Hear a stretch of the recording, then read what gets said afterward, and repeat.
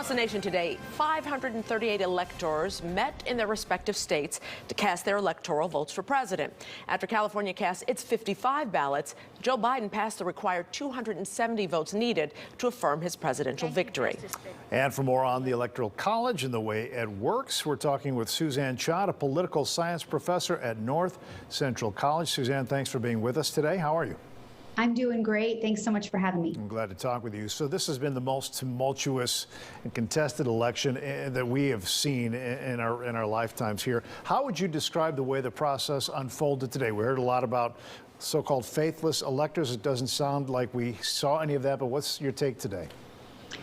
Today went exactly as it is supposed to go, right? Those that were pledged to cast their votes in their states based on laws that were set by the state legislatures, they went and they did their duty today, the duty they were, for the most part, elected by state party leaders to do, to serve the interests of the people of their state and to certify the will of the people in their state. There were no faithless electors today.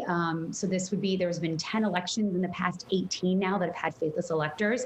There were none in this election. One thing we did see that we haven't seen before is in a couple of states, there were different slates of electors. So particularly in states where Joe Biden won, the Republican electors held a mock count of their own, which has no legal weight, of course, but was symbolic. But I feel very pleased to see democracy did what it was supposed to do today. Well, Suzanne, what's next? What's next? Because it's not all done today. This doesn't end it all, right? Welcome to American politics. It's never quite over that easy, right? So the next thing that will happen is that so Hawaii will cast their electors. That's the one state we're waiting on. Each of the electors signs 6 certificates. Those get sent to the governor, the secretary of state. They then get sent to the vice president by December 23rd. So Mike Pence will receive those.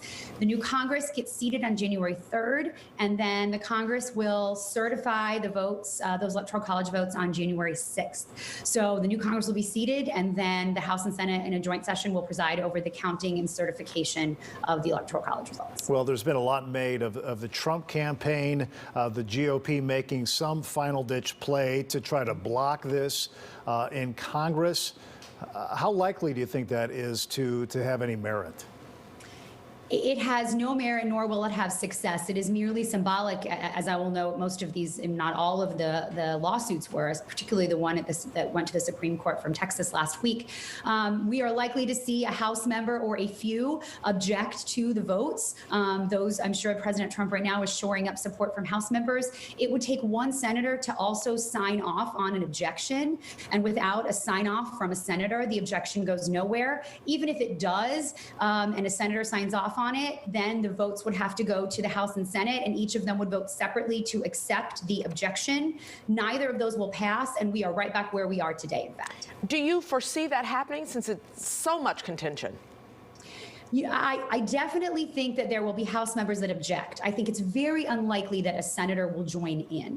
You know, the rhetoric we've heard from a lot of Republican members of government at this point and towing Trump's party line has done enough damage. And I hope that they will think about what it would look like if they yet again, in the final step, try to take away the legal votes of tens of millions of American citizens. All right, Suzanne Schott at North Central College. We always love getting your political perspective, so thanks for being with us tonight.